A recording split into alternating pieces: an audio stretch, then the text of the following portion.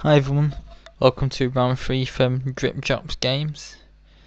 And now he had another toughie, because the problem with this tournament is that once you get a draw you avoid all the passes at the bottom end like me and get tough and complex games.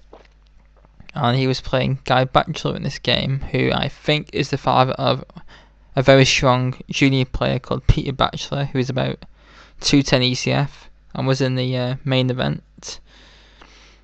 And interestingly enough, it's quite a cool name, that, because it's like a bachelor who is a guy or something. Because I think a bachelor's like, it's definitely a word, it's a type of person I think in something, but I'm not sure. I have to look it up with my dictionary. Oh yeah, his dad's quite a strong player as well, about 170 ECF, but only has a feed day of 1859, which is a bit annoying. And he also is a bit of a hacker. Anyway, so 1e4 was played, which is what hackers usually play. C5 again. I bet you're enjoying Drip Drops games, because when I play you never see any Sicilians, because I try and avoid, I tend to try and avoid it with white by playing, because I have a really good anti-Sicilian, it's called 1d4. And I never play it with blacks, I can't stand it, the positions. Too much theory as well. I'd rather stick to my French. Nice c3. So this is going to lead to the Grand Prix attack. Now d6, because if you want to, the thing is, say if you play something like, say g6 in this position, which is quite a good move, white can always still play knight f3, and then you've got to play the say the dragon, or the accelerated dragon if you play g6. So you have to be careful, that you have to remember that when you play knight c3, they can always move order you into an open Sicilian, which you don't usually play. So like if you're a 9-dove player, you have to play d6 like Lee did. Or actually I would recommend playing a6, because I'm not so keen on this d6 move, because in a lot of Grand Prix lines you want to play d5, and if you play d6 already you've wasted the tempo. By playing d6 you end up a move behind, which is not good in a sharp line like this. So actually I actually recommend a6 if you're a 9-dove player. So after f4, b5, knight f3, bishop b7. White usually actually plays g3, bishop g2 in this line, with like a sort of close Sicilian. So Drip Drop, if you're watching this, I recommend you look into 2.a6. But d6 was played, which is playable, but I think it's a bit inaccurate. f4, knight c6. Now bishop c4 was played, because usually when black's played, actually I think you should play, I think it's inaccurate as well. I think knight f3 should be played first. And then say after g6, because you should Drip Drop doesn't do it, but you should aim to free and kettle your bishop against the Grand Prix, because the point is white's weak in the d4 square, so you want to put as many pieces on it as possible. I'll see after bishop b5. Another tip is do not allow bishop takes c6, doubling your pawns, because you get crushed then with no counterplay, because the double pawns make your extra bishop bad and you just get killed. So play in this position, bishop d7.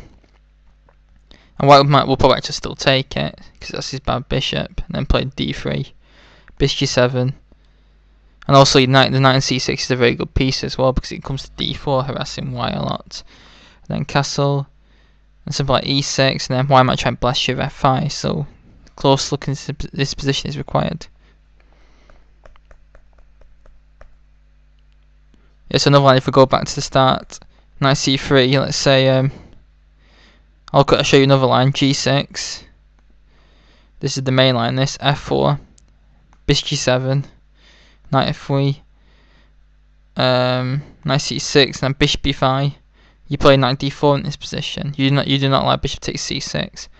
White usually actually gives his bishop up, and then you got takes, d5, and white either plays e takes d5 or e5 in this position. And e5 is what Gawain Jones recommends in his recent DVD, and then black actually usually plays d4, which is a bit risky, making more pawn moves, but the idea is to keep the long diagonal open for b6, bishop b7. And if e takes d5, usually white plays knight df6, you got d4, because the thing is black's got two bishops, so opening the position up is a bit risky, which is why I'm not too keen on this line. But white does have a lot of development, so black has to be reasonably careful. And many tough and complex games have been fought from these positions. Personally, I think the Grand Prix attack is very dull, but it's my choice.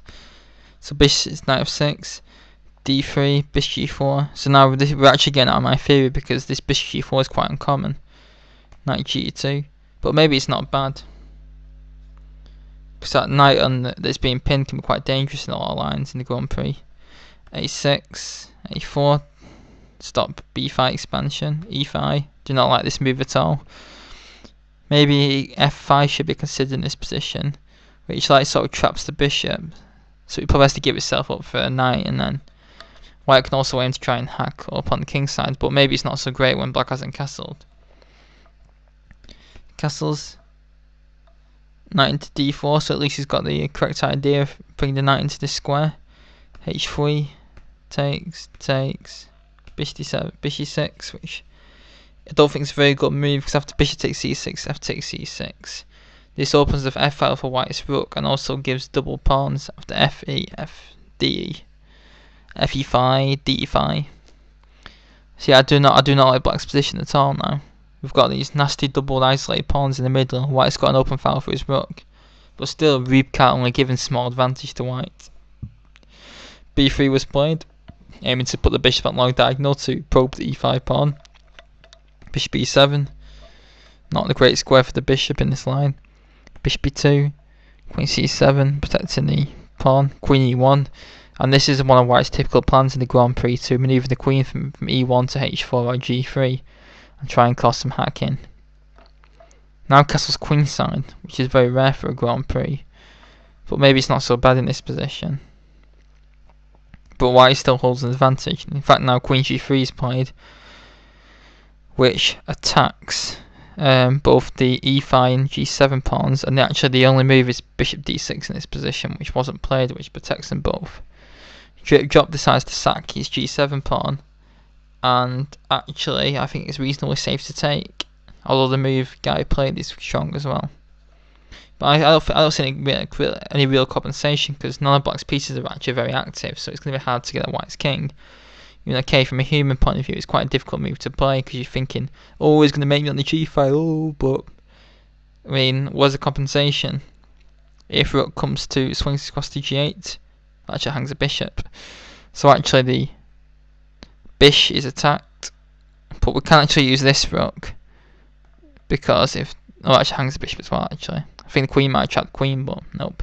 So actually the bishop's attacked, so we've got to move it, and then we've got to select the rook. And the rook can come in, which is not good. Yes, I'm very surprised he didn't play that, but he decided to probe instead with queen g4, hitting the e6 point, queen d6, and now again you can take on g7 pretty safely, but he plays his knight into g3 for some reason. Knight f6, and now I think it is unsafe to take on g7. Let's have a look. Actually, yeah, it's pretty bad now, because now the bishop's protected, so we can swing this rook across immediately. In fact, wins a piece. Yes, now actually the pawn is immune. And now the queen comes back to e2 for some reason. She's very strange moves here. And also, I'd recommend actually check out from the 2012 Major Open his game Guy Batchelor against Peter Malidi as black. It's an absolute astonishing game. It's like a grandmaster game. You just sack mate it is for the From's Gambit. Back to this game, g6 was played, which seems to weaken squares. Queen d2, maybe trying to shoot out to a5 and get c3 b4 and try and get an attack on the black king, because this guy is a hacker, and he's interesting enough his son's actually positional, whereas he's a hacker.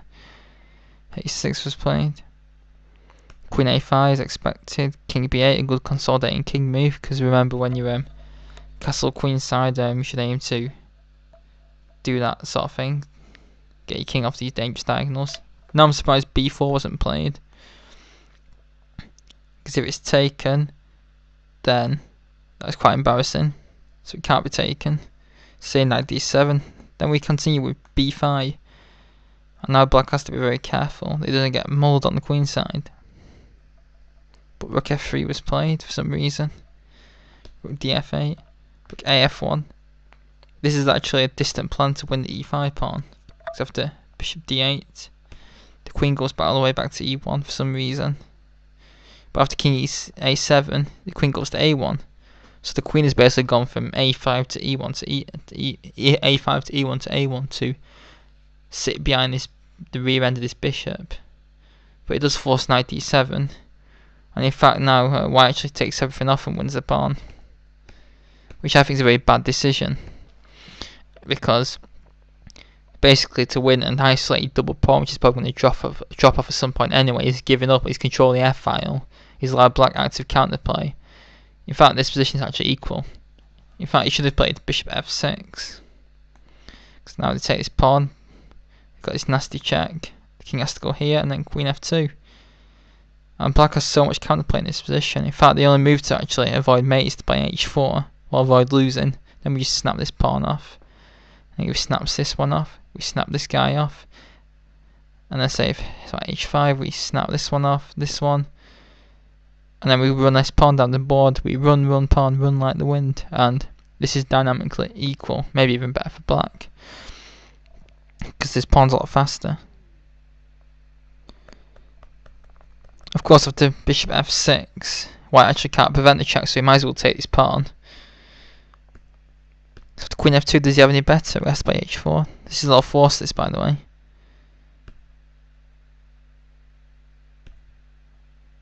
Maybe a5 is better, an improvement.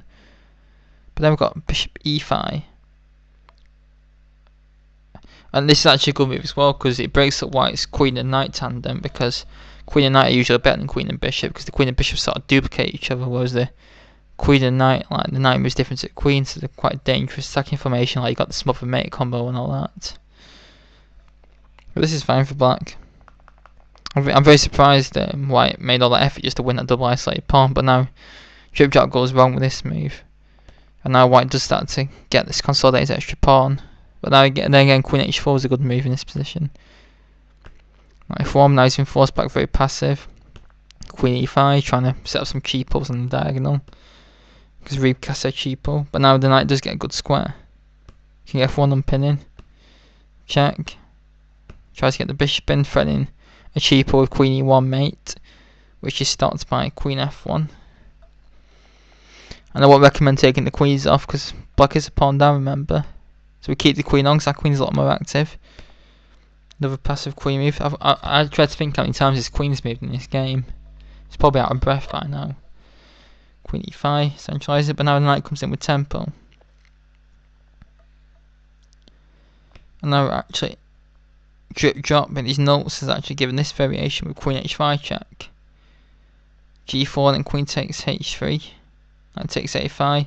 Then we stack this stack the piece to try and get a perpetual, but it doesn't work for this line.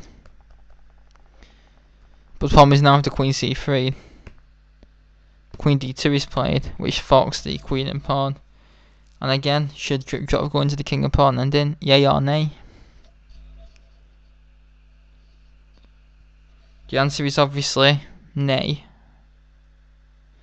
because king and pawn endgames are incredibly difficult to calculate, and drip drop is a pawn down, with also a weak pawn in e6. So they come off, king b6, king e3, e5, good move to cement the king in. The thing is, even if this is drawn, the thing is that you should always try and keep the queens on for counterplay, rather than going to king pawn ending. It's too risky. King c6, but I think this is looking better. We've got d4 he breaks with. King d6, I think he should have took, to be honest. Because the more pawns that come off, the more likely it's going to be drawn. Now this pawn is isolated. But even so, it may be lost. I think he's still lost this in the long run. King d6. Now I'm surprised d5 wasn't played, which gives him a protected pass pawn. But this seems good as well, a5. Now everything does come off. Well, g5, g4. And now the problem is, black is zugzwanged. She tries this, but then we've got a protected pass pawn, we check. Now he's completely lost. Because now the king has to go back, and then the king comes in. And b5 check was tried, but it just gets taken en passant. And now black's pawns fall like dominoes, so it's time to resign. So that game did have quite a bad opening, but he got some good counterplay after White decided to waste 52 moves trying to win a double isolated pawn. And it was quite a long game against a strong player, and more encouragement for Drip Drop with his quest to win games in this tournament. I think I'm going to call it a day for today. I said I'd do 5 games to him, but I was too addicted to the Terra final and a few other things today.